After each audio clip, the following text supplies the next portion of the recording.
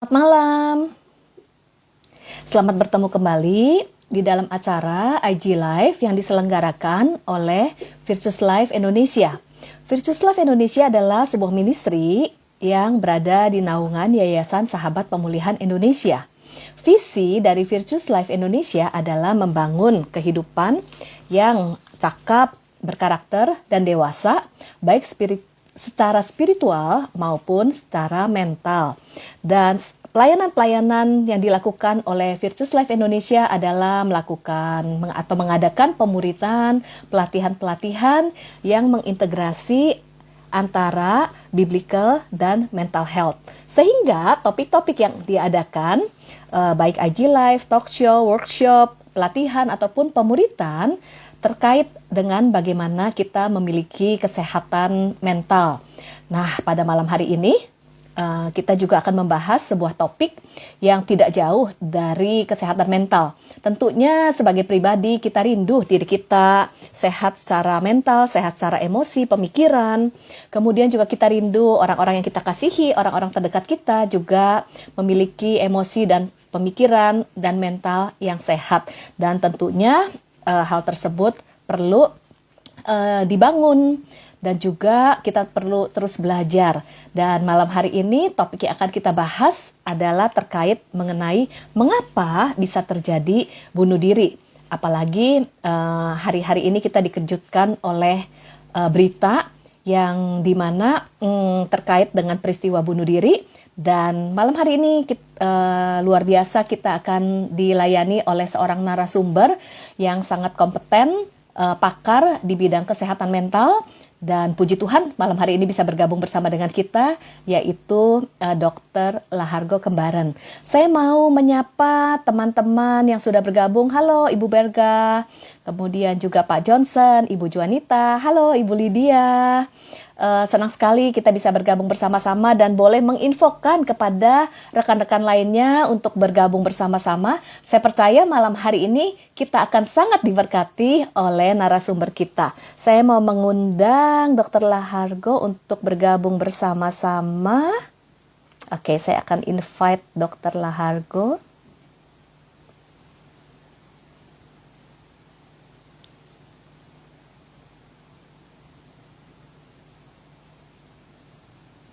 Saya akan invite narasumber kita pada malam hari ini ya.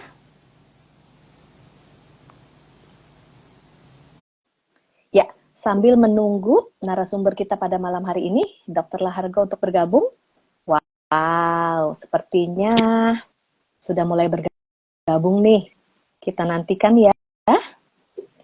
Teman-teman yang lain boleh mengundang. Halo, selamat sore menjelang malam dokter. Wah, dokter, mohon maaf belum tampil ya di hadapan saya. Yes, wah. Selamat sore menjelang malam. Sudah sangat dinanti-nantikan. Ya, saya mau memastikan koneksi internet kami berdua apakah cukup bisa didengar dengan baik? Selamat malam dokter. Saya terputus-putus nih mendengar suara dokter.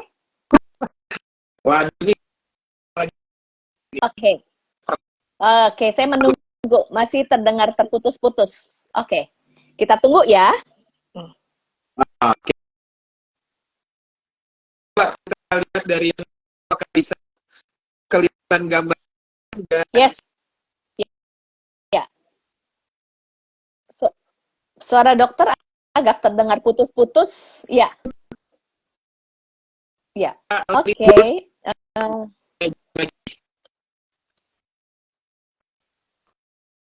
Oke. Kita tunggu ya. Kita tunggu. Oke. Kita tunggu ya. Sepertinya signal dari Dr. Lahargo kurang jelas, masih terputus-putus. Nggak apa-apa ya, kita tunggu ya. Kita tunggu. Nah, pada malam hari ini kita akan membahas mengenai mengapa terjadi bunuh diri, bagaimana tahapannya, dan apa saja ciri-cirinya seseorang yang mungkin apa ya, ciri-ciri yang perlu diwaspadai dari seseorang terkait dengan bunuh diri dan bagaimana kita bisa menolong. Jadi sambil menunggu Dokter Lahargo untuk bergabung, boleh invite rekan-rekan lainnya untuk bergabung bersama-sama. Saya percaya malam hari ini pasti akan sangat memberkati kita semuanya. Oke, saya invite kembali. Terima kasih ya sudah join. Kita tunggu Dokter Lahargo dan juga Bapak Ibu dan teman-teman boleh menulis pertanyaan-pertanyaan. Nah, sudah bergabung. Kita berharap, yeay! Selamat sore menjelang malam. Wah, senang sekali. Dan ini sekarang sudah jelas nih Sudah suaranya dokter. Ya, Oke, selamat sore. pertama-tama Salam terima sehat kasih jiwa. banget. Yes, salam sehat jiwa. Yes, selamat malam. Senang sekali dan terima kasih untuk kesediaannya untuk bisa sharing malam hari ini di talk show kita di IG Live. Dan sudah sangat dinantikan teman-teman, udah banyak yang bergabung nih, ini udah 100 audiens yang ada bersama dengan kita dan katanya seru banget, betul banget Bu Celia, pasti seru banget. Dan tidak berlama-lama, saya mengundang Dokter Lahargo untuk boleh memperkenalkan diri, pasti teman-teman ingin mengenal lebih dekat lagi, apa kegiatannya, domisili di mana, aktivitas, pelayanan, untuk kita semakin mengenal lebih dalam lagi. Silakan Dok. Ya, makasih Bu Iliana. Jadi perkenalkan, saya Dr. Lahargo Kembarin SPKJ. Saya seorang psikiater bertugas di Pusat Kesehatan Jiwa Nasional, Rumah Sakit Jiwa Dr. Haji Marjuki Mahdi di Kota Bogor dan juga di Rumah Sakit Siloam Bogor. Biasa dipanggil Dr. Argo. Sehari-hari saya melakukan pemeriksaan dan juga penanganan ataupun terapi untuk orang dengan gangguan jiwa, baik itu dengan psikofarmaka, psikoterapi, rehabilitasi psikososial, dan berbagai terapi modulasi dan stimulasi. Seperti itu perkenalannya, semoga lebih lanjutnya nanti kita bisa membahas topik yang pastinya seru nih ya, dengan Bu Iliana sore hari ini. Wow, luar biasa banget. Jadi nggak salah lagi, malam hari ini kita berbincang-bincang dan mendengar informasi dari seorang pakar yang memang berkompetensi di bidang kesehatan jiwa. Dan malam hari ini kita akan membahas mengenai topik yang terkait dengan berita yang sangat mengejutkan dan juga sebenarnya bukan hal ini saja baru terjadi, namun udah sering kali kita mendengar ya, yaitu mengenai peristiwa bunuh diri. Nah, Dok, boleh nggak sebagai seorang pakar kesehatan mental dan dokter spesialis kejiwaan memberikan informasi tentang apa ya, situasi di Indonesia secara umum terkait dengan kasus bunuh diri nih yang mungkin dokter sering hadapi. Iya, jadi kasus bunuh diri ini memang saat ini sedang meningkat ya. Kita bisa melihat dari berbagai media cetak, media sosial, media elektronik gitu ya. Dan setiap kali mendengar ataupun menyaksikan, membaca berita tentang bunuh diri itu kok kayaknya menyedihkan sekali ya. Betul. Karena sebenarnya bunuh diri ini kan bukan berarti orang itu ingin mati sebenarnya, tetapi dia sebenarnya ingin mengakhiri penderitaan, kepedihan dalam hidupnya. Dan sayangnya dia hanya punya opsi tersebut untuk mengakhirinya. Nah, kalau kasus bunuh diri di seluruh dunia itu dikatakan bahwa setiap 40 detik itu ada satu kasus bunuh diri. Dan saat ini di seluruh dunia ada lebih dari 700.000 kasus bunuh diri per tahunnya. Itu sangat tinggi sekali ya, termasuk juga di Indonesia. Dan setiap kali ada satu kasus bunuh diri, sebenarnya di belakangnya itu ada 20 percobaan untuk mengakhiri hidup.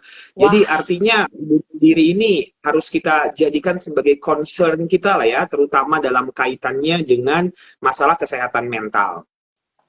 Wow, sangat sedih banget mendengar informasi tersebut. Dan hal ini justru menambah pengetahuan buat setiap kita. Tadi seperti dokter bilang bahwa kita nggak bisa tinggal diam saja, tapi ini menjadi sesuatu yang cukup serius. Dan justru pada malam hari ini Dok, kami mengundang dokter untuk kita tuh gimana nih, apa yang perlu kita lakukan sebagai seorang awam untuk bisa waspada, aware mengenai diri kita sendiri juga, dan juga untuk orang-orang di sekitar kita, dan bagaimana sebagai seorang awam kita bisa menolong mereka. Nah Dok, tadi menarik banget, ada kalimat sebenarnya seseorang bunuh diri tidak ingin mati, tetapi ingin mengakhiri penderitaannya.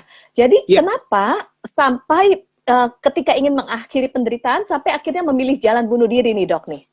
Ya, kita mulai dulu dengan kondisi zaman ini gitu ya. Jadi kondisi zaman sekarang ini kita menyebutnya sebagai VUCA era. VUCA era itu kepanjangannya Bu Eliana, yang pertama itu volatil ya, V-nya itu volatil. Jadi zaman sekarang ini bergulir begitu cepat banget. Belum sempat kita belajar satu hal yang baru, itu sudah ada lagi hal yang lain yang harus kita pelajari. Dan ini menimbulkan suatu stresor ya buat kehidupan kita, terutama untuk kondisi mental. Kemudian yang kedua U-nya tuh uncertainty. Jadi banyak banget ketidakpastian saat ini dalam dunia. Dan ketika manusia berhadapan dengan ketidakpastian, kalau dia nggak punya kapasitas mental yang baik, itu akan menimbulkan stres tentunya dan bisa berkepanjangan gitu ya.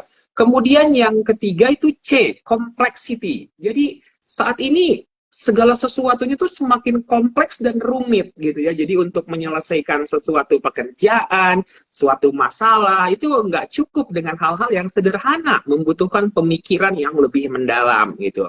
Kemudian yang keempat itu ambigus. Jadi banyak banget sekarang ini di dunia hal-hal yang mengagetkan, mengecewakan, bikin bingung gitu ya. Jadi inilah kondisi dunia kita saat ini.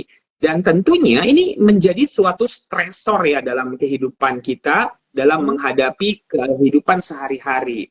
Dan kalau kita nggak punya kapasitas mental yang baik dan nggak memiliki support system yang cukup, nah inilah yang kemudian akan memberikan yang kita namakan sebagai emotional distress.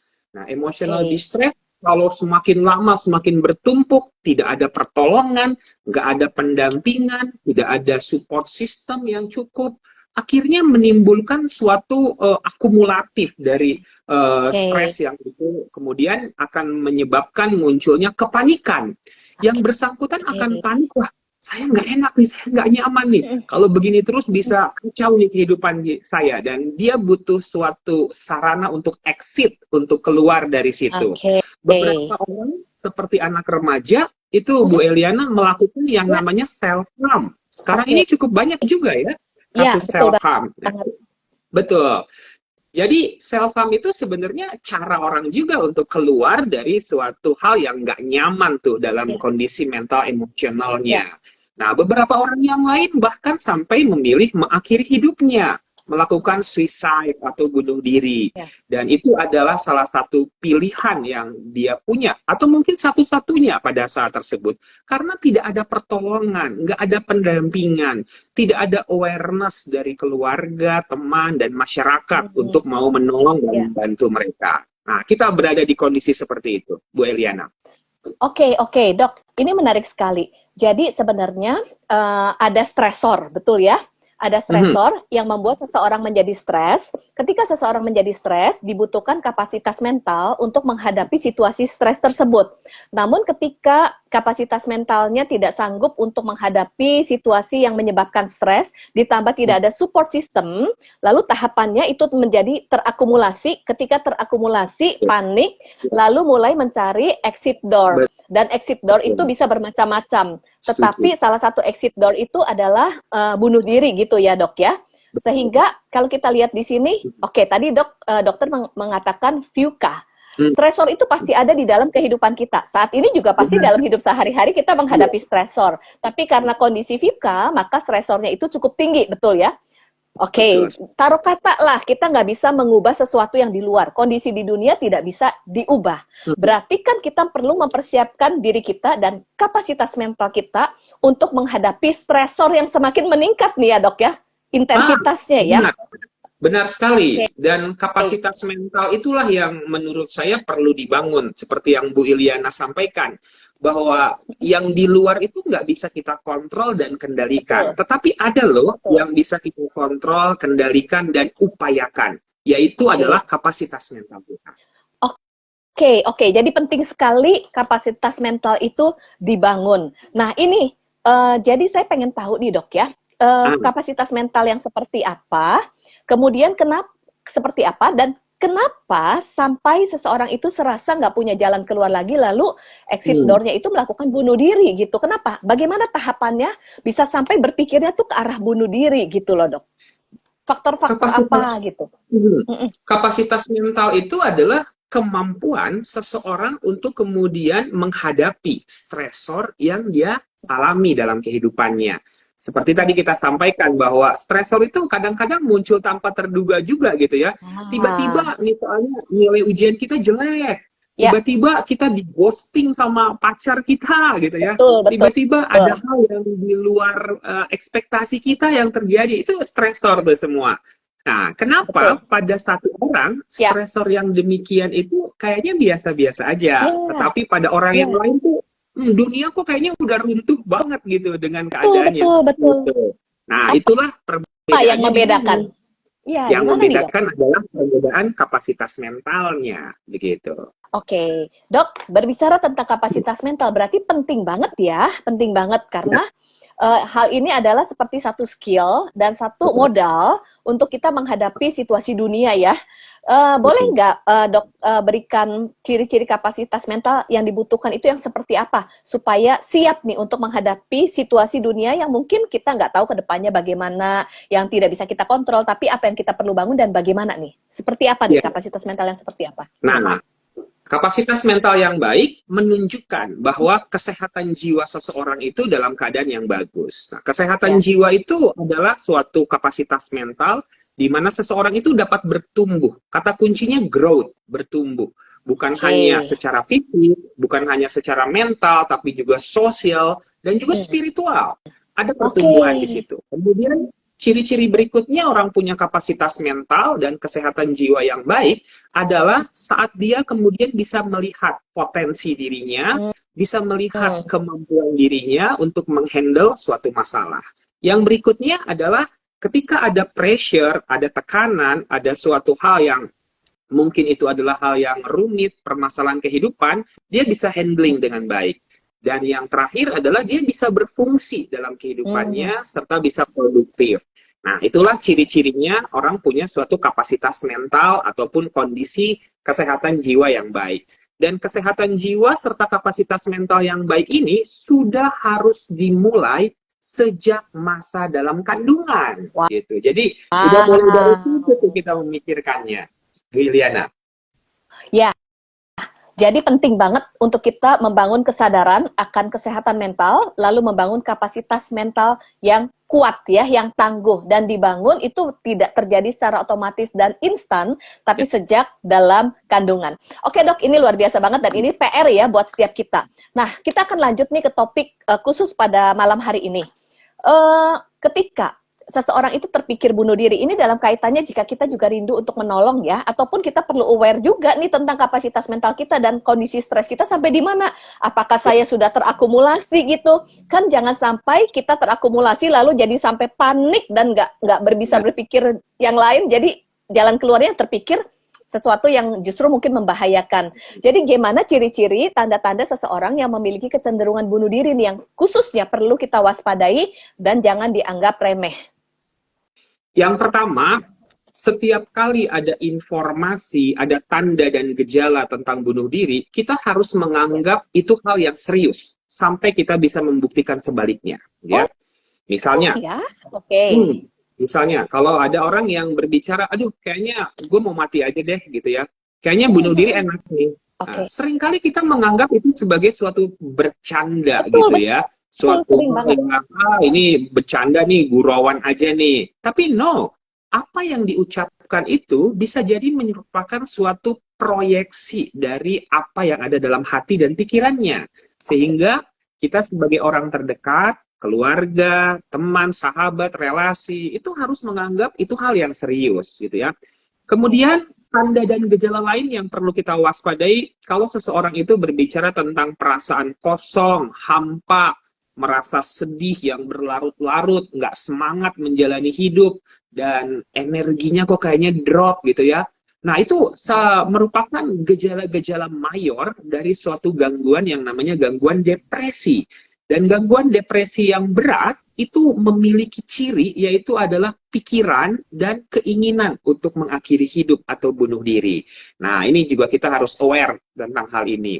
Atau seseorang yang bicara tentang, aduh kayaknya beli tali atau misalnya ngambil benda tajam itu perlu aku lakukan ya, dia punya rencana yang seperti itu. Atau perasaan malu, rasa bersalah, atau kita mungkin sering lihat juga dia menulis di media sosialnya, WA statusnya, tentang hal-hal yang berat yang dia alami dalam hidupnya.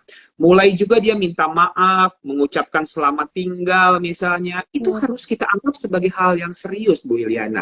Jangan dianggap sebagai hal gurauan, sampai kita bisa menemukan hal yang sebaliknya dari kejadian seperti itu.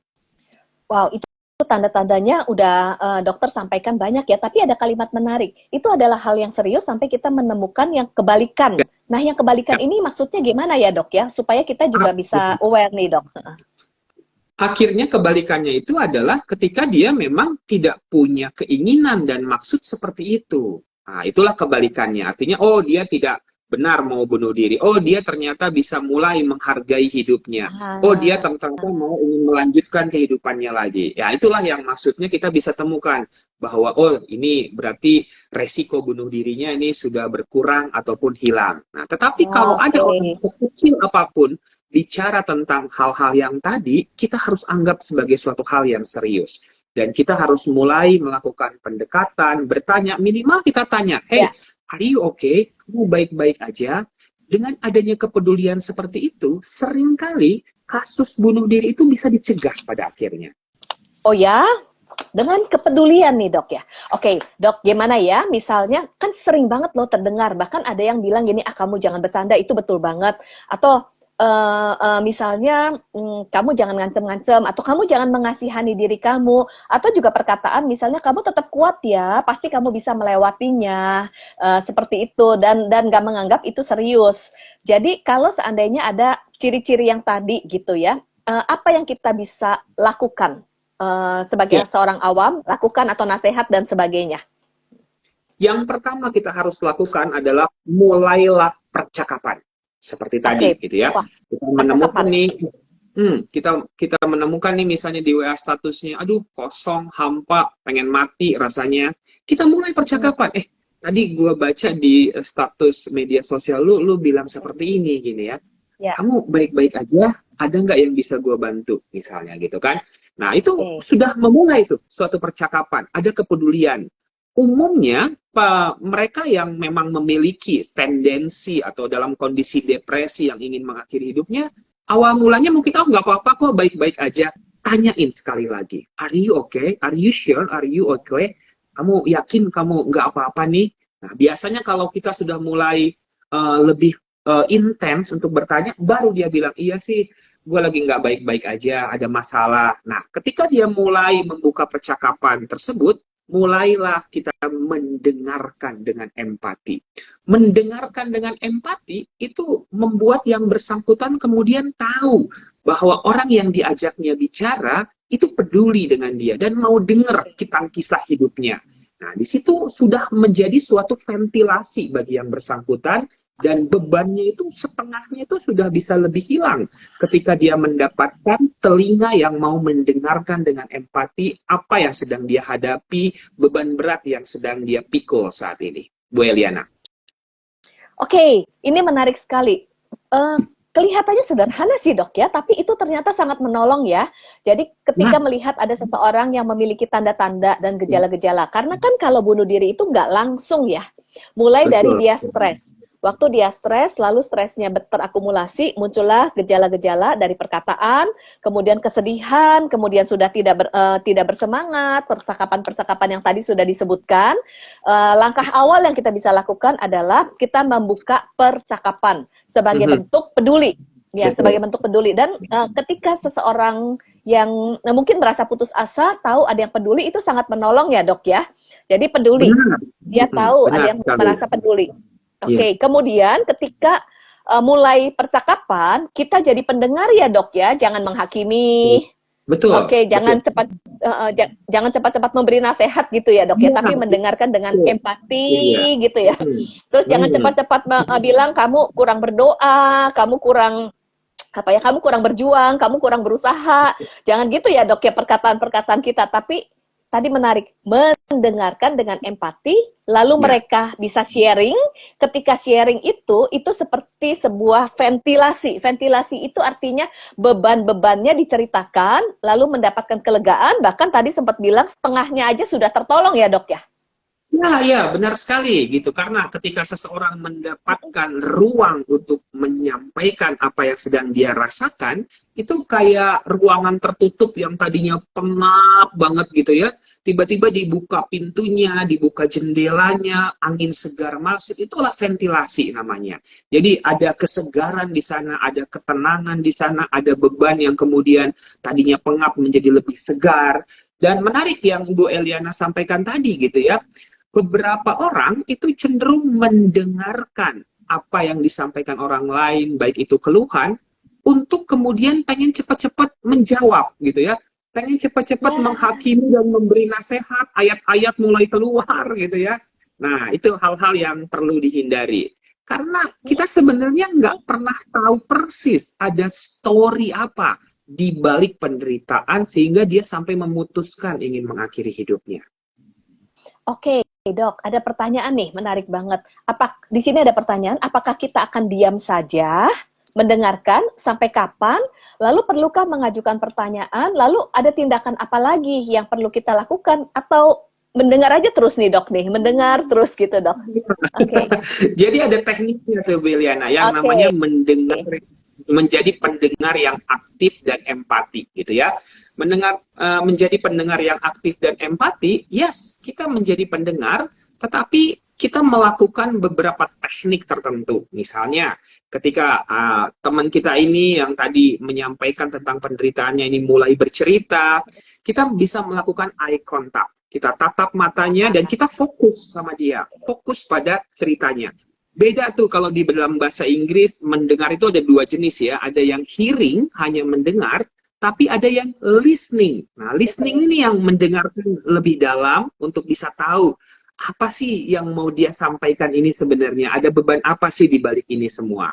Kemudian badan kita bisa agak maju ke depan, menunjukkan kita perhatian. Kita bisa mengulang kata-kata terakhir yang dia sampaikan, misalnya untuk menunjukkan, oh ya, pasti didengar ini apa yang baru saja saya sampaikan ya. Oh gitu ya. Nah, hal-hal yang seperti itu menunjukkan bahwa kita secara aktif dan berempati mendengarkan cerita yang disampaikan tersebut. Jadi bukan dengerin sambil kita lihat-lihat handphone gitu. Oh gitu, tapi mata kita kemana gitu ya. Nah, jadi mendengarkan yang empati dan aktif adalah hal-hal yang seperti tadi dilakukan. Bu Iliana. Oke, dok, thank you. Ini tips yang benar-benar kelihatannya sederhana, tapi benar-benar berguna banget ya dok ya, dan sangat menolong. Ada pertanyaan nih dok ya, pertanyaan berikutnya. Itu kan kalau kita melihat orang lain ada ciri-ciri tersebut, tapi bagaimana kita yang seringkali memiliki pemikiran-pemikiran nih, kalau kita mulai pemikiran, aduh kayaknya lebih baik saya mati aja gitu, ataupun pemikiran-pemikiran atau ada perkataan-perkataan kamu lebih baik mati, nggak ada jalan keluar lagi, lalu kita stres, kita ini panik, apa yang perlu kita lakukan? Ya, jadi ketika kita mengalami perasaan-perasaan yang nggak nyaman, stresor yang rasanya berat, dan kayaknya mati itu adalah pilihan satu-satunya, saya menganjurkan ada 4 langkah yang bisa dilakukan, William. Ya. Yang pertama adalah validasi. Penting sekali kita memvalidasi perasaan kita. Merasakan sedih, marah, kecewa, kesel, itu valid, itu real, itu nyata, itu benar-benar kita sedang merasakan hal itu. Dan it's okay not to be okay dalam satu waktu kehidupan kita. Boleh kok merasakan hal seperti itu. Jadi jangan menolaknya, jangan menengkingnya gitu. Biarkan perasaan itu hadir, atau itu milik kita. Itulah yang kita rasakan secara real dan valid dalam satu waktu. Kemudian langkah yang kedua tadi, ventilasi. Nah, ventilasi ini bisa dilakukan sendiri dengan melakukan journaling, menulis di buku harian, menulis di note misalnya, atau bercerita dengan orang yang kita percaya, atau bisa mendengarkan musik yang lirik dan notnya relate dengan emosi dan perasaan kita saat ini. Nah, itu namanya adalah teknik-teknik ventilasi. Kemudian yang ketiga, itu regulasilah emosi tersebut. Emosi itu jangan ditolak, jangan ditahan, tapi diregulasi, di-manage. Nah, berbagai teknik meregulasi emosi itu banyak gitu ya. Misalnya kita bisa afirmasi diri dengan melakukan butterfly hug gitu ya. Kita tepuk pundak kita sambil tutup mata, nafas yang pendek, yang lambat gitu, sambil kita bilang tenang, relax, ini semua akan segera berlalu. Nah, itu butterfly hug namanya. Kemudian kita bisa melakukan teknik pernafasan misalnya. Ada teknik nafas 4-7-8. Tarik nafas 4 detik, tahan 7 detik, hembuskan dari mulut 8 detik. Nah, itu akan membuat kita lebih rileks, lebih nyaman juga. Kemudian bisa kita lakukan teknik grounding misalnya. Itu membuat kita fokus pada keadaan saat ini. Lihat benda-benda yang ada di sekitar kita, pegang dan raba permukaannya, kemudian dengarkan suara yang ada di dekat kita, coba cium aroma atau bau dan kecap dengan mulut dan lidah kita, makanan dan minuman yang masuk ke dalamnya. Nah, itu teknik grounding, membuat kita jadi mindfulness. Nah, inilah berbagai teknik regulasi. Nah, kalau semua itu sudah kita coba lakukan, tapi kok kayaknya aku belum membaik nih, jangan ragu-ragu, lakukan langkah keempat, yaitu konsultasi. Ada banyak profesional kesehatan jiwa yang akan ngebantu. Ada konselor, ada psikolog, ada perawat jiwa, ada psikiater.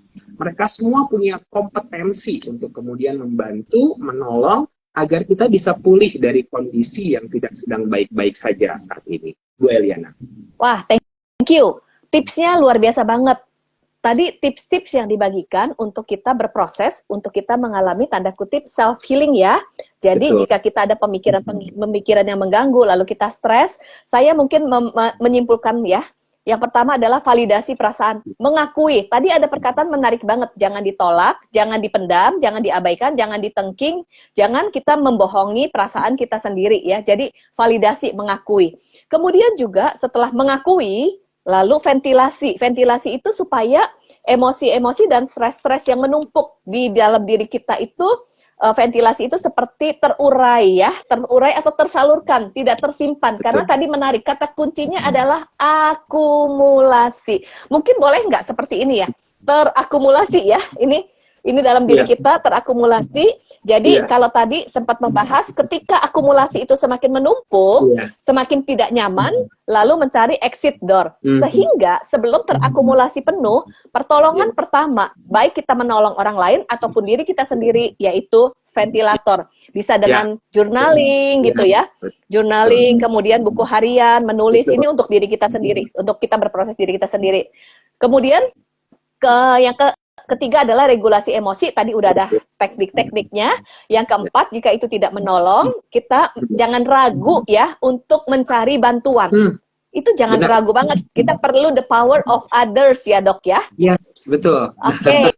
Karena kita semua tidak sempurna gitu ya. Betul. Kita hanya butuh tempat di mana kekurangan kita diterima. Karena kita ini semuanya rapuh, belajar untuk menjadi utuh dan belajar membuat orang lain menjadi utuh, itu mungkin yang bisa kita lakukan. Oke, kita memiliki keterbatasan. Dok, tadi menarik banget waktu kita berkonsultasi, dokter tuh sempat menyebutkan konselor, kemudian psikiater. Nah, ini mungkin jadi kami pengen tahu nih dok ya, kapan cukup untuk konseling, kapan perlu entah ke psikolog, kapan perlu ke psikiater, kemudian seberapa serius kita tuh, jadi kan ada beberapa aturan ataupun etika yang ditangani oleh konselor ataupun sampai harus ke psikiater. Mungkin ini supaya kita lebih aware tentang kesehatan mental dan pentingnya, seberapa seriusnya kita perlu mencari pertolongan nih dok. Ya, Bu Eliana dan teman-teman semua, yang paling penting adalah ketika kita merasa butuh konsultasi, siapa yang paling mudah terjangkau dan bisa kita kunjungi, itulah lakukan. Kalau kita lebih nyaman, lebih dekat datang ke psikiater, silakan langsung ke psikiater boleh. Datang ke psikolog boleh. Kenal nih ada konselor tertentu, ada perawat jiwa, boleh segera datang. Karena kami semua para profesional kesehatan jiwa itu bekerja kolaboratif, bersinergi satu dengan yang lainnya. Kemanapun duluan datang, pertolongan akan cepat dan tepat untuk didapatkan. Dan kalau memang itu di luar luar dari kompetensi, kapasitas yang bersangkutan, ada mekanisme reference, ada mekanisme rujukan. Dan itu sering kami lakukan sebagai profesional kesehatan jiwa. Seorang psikiater misalnya, oh kamu bisa ke konselor ini, ke psikolog ini, ada perawat jiwa, atau sebaliknya dari konselor, dari psikolog, dari perawat jiwa, pekerja sosial, merujuk ke psikiater, atau yang lainnya. Itu memungkinkan sekali, karena kita berkolaborasi satu dengan yang lainnya. Tidak ada yang lebih hebat, lebih wah gitu ya. Tetapi kita semua punya kompetensi masing-masing, dan kita semua punya niat untuk menolong, membantu orang yang memang punya problem dengan masalah kesehatan jiwanya. Oke. Jadi cari bantuan, siapapun yang siap, carilah bantuan. Jangan semakin sendiri ya. Jangan semakin mengisolasi diri, jangan malu, jangan takut, jangan semakin menyendiri, tapi carilah bantuan. Dan para profesional, para pelayan di area kesehatan jiwa, baik konselor, psikolog, psikiater, ataupun juga mungkin rekan-rekan yang melayani di gereja, di komunitas gitu ya, pelayan-pelayan di area spiritual. Pentingnya tadi saya garis bawahi berkolaborasi. Karena kita memberikan pertolongan pertama, lalu misalnya hal itu di luar kompetensi kita, penting banget untuk kita bisa melakukan referral ya. Ya, betul sekali, benar. Oke, luar biasa. Dok, ini jadi ada pertanyaan lagi ya dok ya, boleh ya? Waduh, makin panas ya. Ya, karena ini menarik banget untuk kita aware dan juga bisa menolong. Jadi ada pertanyaan, wah jangan ke psikiater nih. Ini kalimat psikiater ya dok yang sering kali didengar nih. Dan apalagi Dokter Lahargo adalah seorang dokter spesialis kejiwaan dan juga psikiater. Bilang seperti ini, kalau ke psikiater jangan, nanti kalau misalnya nanti dikasih obat, kalau udah dikasih obat jadi tergantung sama obat, lebih baik kita tidak usah. Kemudian juga di satu sisi juga kan ada yang mengatakan bahwa ya kita berdoa aja cukup gitu. Jadi saya tahu dokter adalah seorang dokter gitu ya, psikiater, tapi satu sisi juga melayani di gereja gitu ya. Nah hal-hal ini yang mungkin menjadi pertanyaan-pertanyaan nih dok ya gitu. Boleh mungkin dijawab dok supaya kita semakin aware.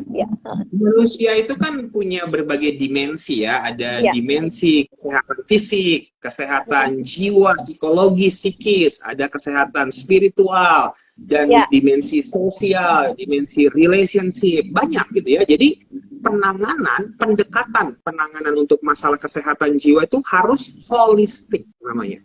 Jadi holistik itu menyangkut berbagai hal yang ada dalam kehidupan kita. Boleh nggak berdoa? Boleh nggak didoain? Boleh banget. Itu tidak salah gitu ya. Dengan didoakan, yang bersangkutan merasa ada suatu hubungan spiritual yang baik dengan pencipta, itu bisa bikin dia lebih tenang. Ada pertolongan dari atas ketika kita angkat tangan kepada yang maha kuasa. Itu akan sangat baik tentunya. Tetapi pertolongan itu bukan itu saja. Ada juga memang dalam orang misalnya dalam keadaan depresi gitu ya, atau mungkin yang sudah lebih berat, ada halusinasi yang menunjukkan bahwa ada neurotransmitter, neurokimiawi di otaknya yang sedang terganggu nih keseimbangannya. Dan itu memang sudah dibuktikan bahwa ada kondisi medis yang membutuhkan pertolongan. Misalnya, kalau orang depresi berat sampai ingin bunuh diri, merasa tidak berguna, berharga, itu ada zat kimia di otak yang namanya serotonin lagi benar-benar drop banget, depletion, sehingga muncullah gejala-gejala depresinya. Dan itu pertolongannya adalah dengan obat antidepresan. Contohnya misalnya salah satu obat antidepresan golongan SSRI, serotonin selective reuptake inhibitor. Nah, dia akan membuat serotonin ini jadi naik lagi tuh. Jadi ini kondisi medis yang memang membutuhkan pertolongan, dan psikiater akan memberikan obat yang memang sesuai dengan kebutuhannya gitu ya. Dan banyak juga tuh yang bilang, aduh nanti ke psikiater ketergantungan obat gitu ya. Jadi nggak ada, istilahnya itu mitos ya, itu berita hoax yang nggak benar gitu ya. Jadi datang ke psikiater itu kita lakukan pemeriksaan, dan bila memang dibutuhkan pengobatan, itu obat yang kita butuhkan, kita perlukan supaya kita bisa pulih dan sehat lagi tentunya. Atau kita datang ke konselor, datang ke psikolog karena kita butuh untuk merubah mindset kita, melihat dari point of view, sudut pandang yang berbeda. Nah, ada banyak terapi untuk membantu hal itu. Misalnya ada CBT, Cognitive Behavioral Therapy. Itu membuat kita jadi punya perspektif yang baru ya, melihat kehidupan kita. Itu konselor, psikolog, perawat jiwa, pekerja sosial, psikiater, punya kompetensi untuk melakukan hal tersebut. Jadi yang namanya terapi, yang namanya penanganan untuk masalah atau gangguan kejiwaan ini holistik, menyangkut berbagai dimensi kehidupan kita. Iya, betul. Saya mau garis bawahi penting banget untuk sehat jiwa itu holistik penanganannya ya. Area spiritual tentunya kita terus bergantung kepada Tuhan, berserah kepada Tuhan, berdoa dan mendoakan. Namun juga di area jiwa kita, kalau untuk pemikiran, pola pikir ada CBT, ke konselor, ke terapis. Tetapi kalau misalnya sampai sudah kimiawi otak yang tidak seimbang gitu ya, kemudian sangat mengganggu dan membahayakan, jangan ragu untuk datang ke psikiater. Karena obat-obatan itu akan sangat membantu untuk menyeimbangkan gitu. Jadi nggak perlu malu, nggak perlu merasa tabu, nggak perlu merasa takut.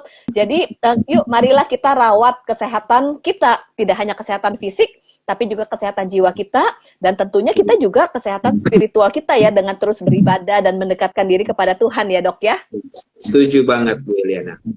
Wow, dok ini ada pertanyaan nih ya, kita lihat ya beberapa pertanyaan.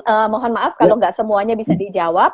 Tadi dokter sempat membahas tentang untuk mendengarkan orang itu bisa bercerita. Tapi gimana nih ya kalau misalnya ada orang yang tertutup, kemudian kita melihat semakin mengkhawatirkan, semakin menyendiri, tertutup, didekati nggak mau. Kemudian juga kalau misalnya mendengar dia seringkali berkata, wah kayaknya saya pengen mati aja deh gitu.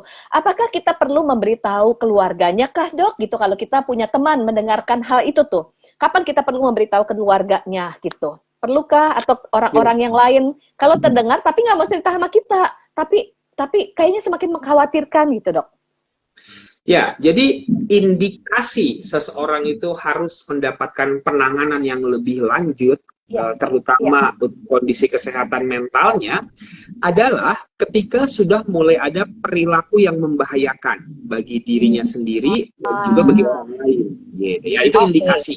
Ya, jadi misalnya dia berbicara tentang kematian, kemudian dia sampai sudah membuat sebuah planning, rencana, atau bahkan sudah ada tindakannya gitu ya, usahanya, itu indikasi gawat darurat psikiatri namanya. Jadi secepat mungkin dibawa tuh ke fasilitas kesehatan gitu ya untuk melakukan pemeriksaan dan penanganan, dan bahkan mungkin diperlukan perawatan misalnya gitu ya untuk yang bersangkutan berada pada safety place, tempat yang aman, tempat yang nyaman, agar dia bisa berproses dengan pemulihannya sehingga dia kemudian bisa menjadi lebih baik tentunya.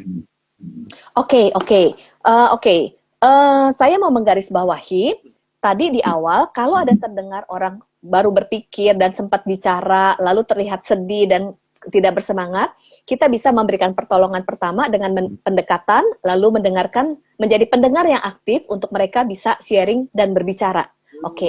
Namun apabila kita udah melihat gejala-gejala yang membahayakan jiwa ya, ini tanda kutip ya, di garis bawahi ada perilaku-perilaku yang membahayakan, dalam arti dia secara intens bahas tentang kematian dan bunuh diri, apalagi juga membahas cara-caranya gitu. Kemudian sudah tidak bersemangat hidup banget, lalu juga pernah mencoba, udah mulai terlihat membahayakan jiwa.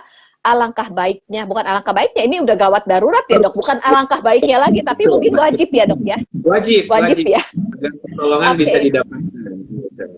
Iya, dan kita perlu memberitahu keluarganya ya dok ya, karena kan tentunya kita sulit membawanya, tapi ada keluarga dan orang tua yang memang bertanggung jawab memberitahu bahwa ini gawat darurat untuk segera bawa ke fasilitas kesehatan yang kompeten di area tersebut gitu ya dok ya. Ya, itu kan untuk tindakan yang lebih lanjut gitu ya. Tapi kalau baru pertama kali nih kita melihat, menyaksikan, mendengar, lakukan yang kita sebut psychological first aid ataupun pertolongan pertama pada luka psikologis gitu ya.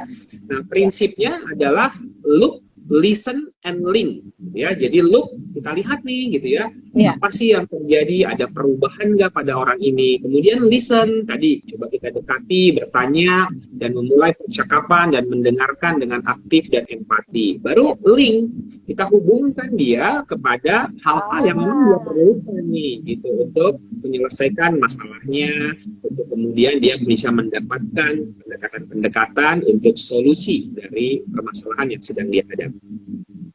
Wow, seru banget nih. Look, listen, kemudian And link. kita perlu link and link ya. Look, listen, and link ya. Oke.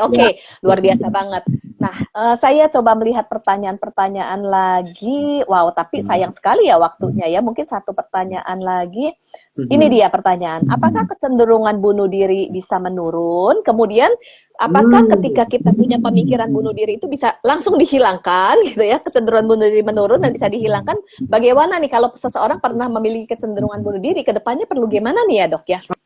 Oke, jadi sesuai dengan riset dan penelitian bahwa bunuh diri itu itu punya faktor genetik itu, Bu Iliana, gitu ya. Jadi boleh dijelaskan dong. Ketika ada anggota keluarga kita yang punya riwayat ingin mengakhiri hidup, melakukan bunuh diri, maka mereka yang punya hubungan darah itu punya resiko yang lebih besar untuk melakukan hal tersebut juga. Tetapi tentunya faktor genetik ini tidak harus jadi membuat kita takut, gitu ya.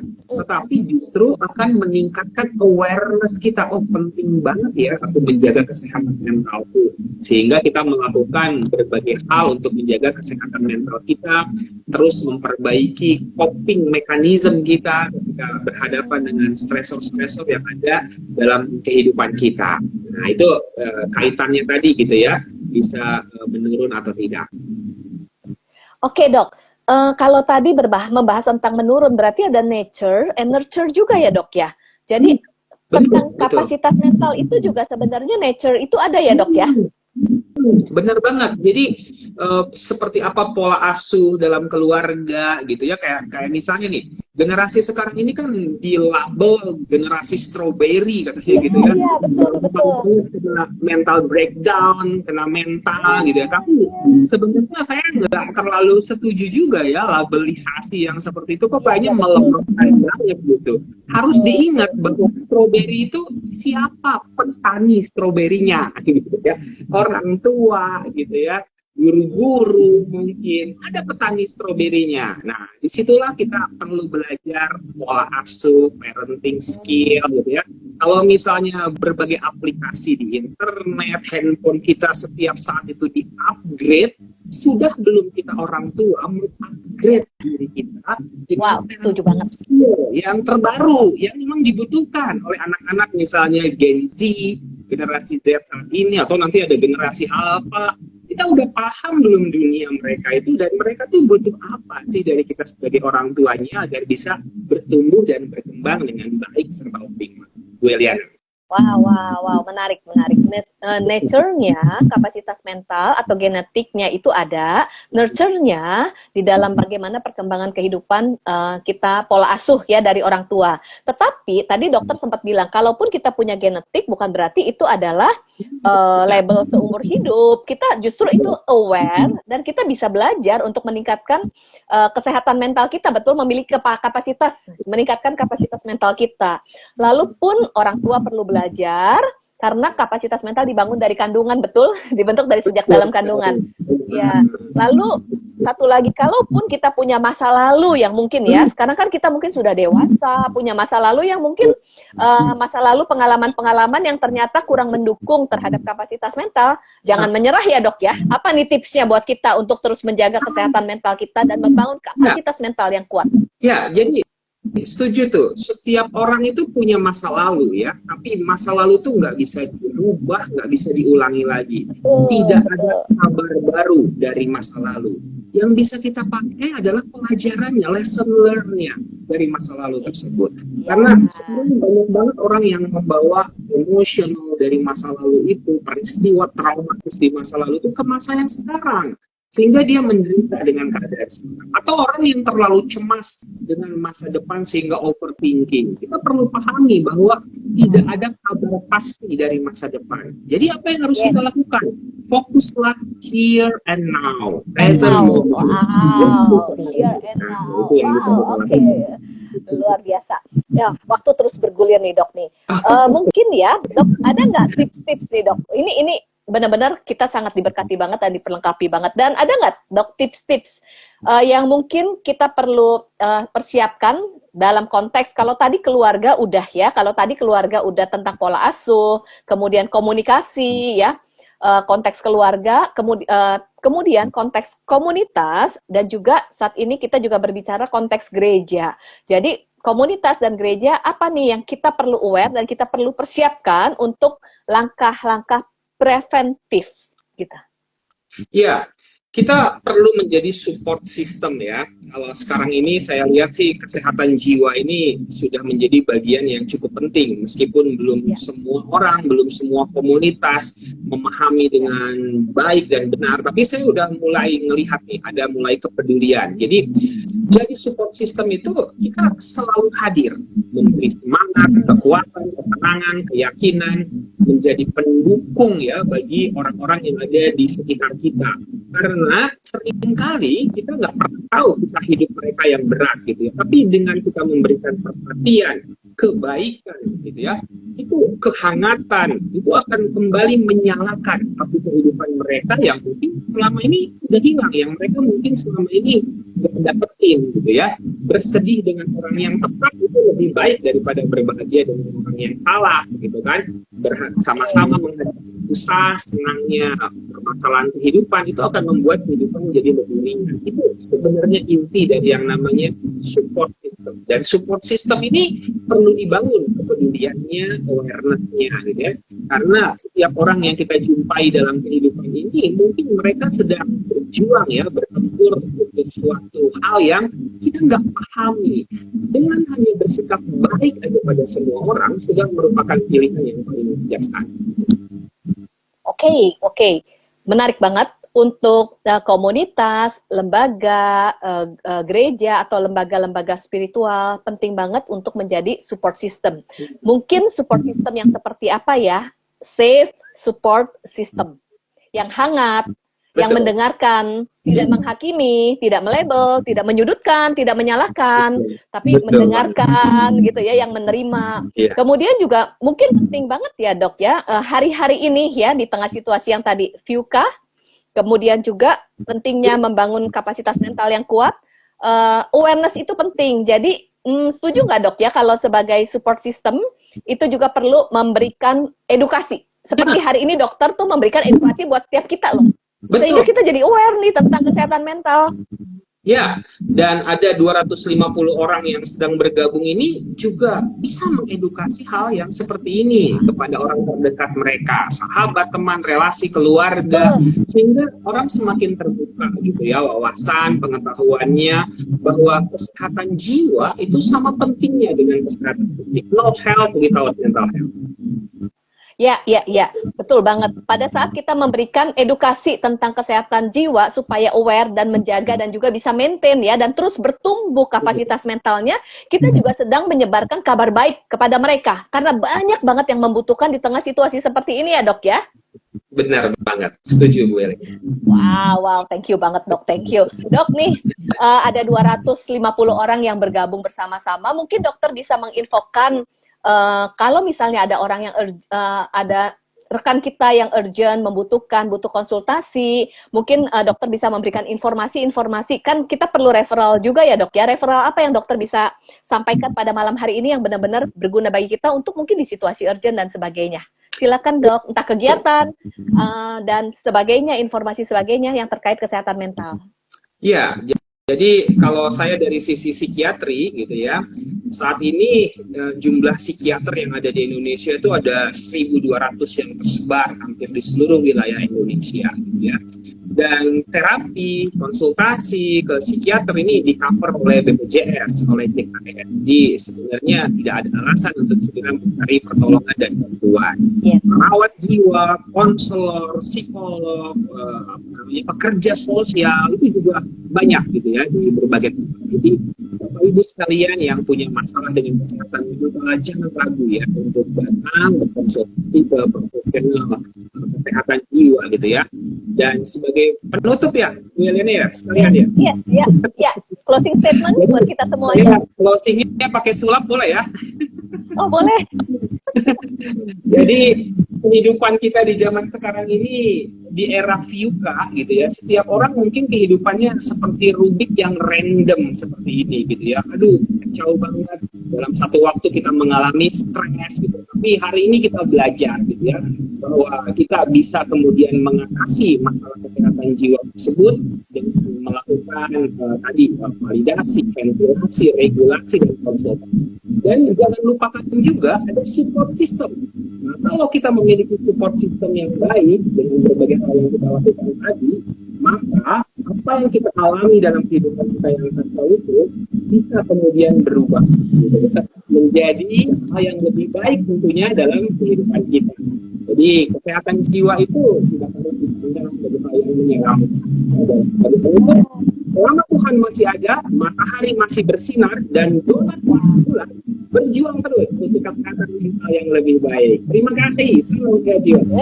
Terus berjuang, tetap semangat ya, tetap semangat untuk teman-teman yang hadir. Jangan lupa follow Instagram dari Dr. Lahargo Kembaran. Banyak banget informasi-informasi tentang kesehatan jiwa dan juga acara-acara ya yang terkait dengan kesehatan jiwa. Dan sekali lagi terima kasih untuk partisipan, untuk teman-teman yang join. Terima kasih juga untuk khususnya narasumber kita malam hari ini Dr. Lahargo Kembaran yang sangat memberkati kita. Sekali lagi terima kasih banyak untuk pelayanannya ya Dok ya. Tuhan memberkati dan terus menjadi berkat buat bersama. Oke, selamat malam ya. Tuhan Yesus memberkati semuanya. Bye, sampai jumpa. Bye. Oke, yuk. Saya akhiri ya acara hari ini. Selamat malam.